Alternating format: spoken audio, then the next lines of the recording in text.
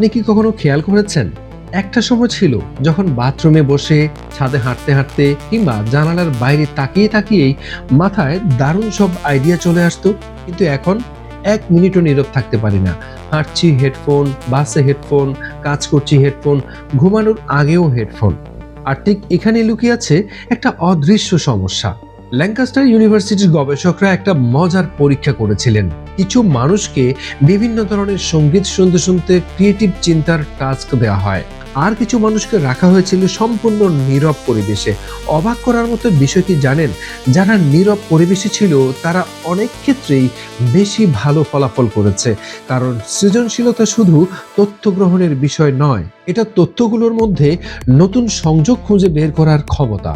একটা প্রশ্ন করি, আপনি যখন রিপোর্ট লিখছেন, পড়াশোনা করছেন কিংবা নতুন কোনো আইডিয়া নিয়ে ভাবছেন, তখন কি সত্যি কাজ করছেন, নাকি একই সময়ে গানের লিরিক্সও প্রসেস করছেন? আপনার মস্তিষ্ক কিন্তু দুই জায়গায় পুরোপুরি একসাথে শক্তি দিয়ে কাজ করতে পারে না। গান যতই প্রিয় হোক, মস্তিষ্কের একটা অংশ তখনও সেই সুর, বিট আর শব্দ নিয়ে ব্যস্ত থাকে। ফলে গভীর চিন্তার জন্য যে মানসিক খালি জায়গা দরকার, সেটা আর তৈরি হয় না।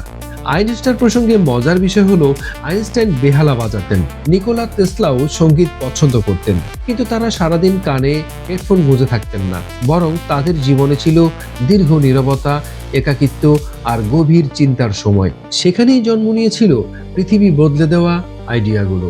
হয়তো আপনার পরবর্তী বড় আইডিয়াটা কোনো প্লে লিস্টে নেই, হতে পারে সেটা লুকিয়ে আছে সেই নীরবতার মধ্যে, যেটাকে আপনি প্রতিদিন হেডফোন দিয়ে চাপা দিয়ে রেখেছেন।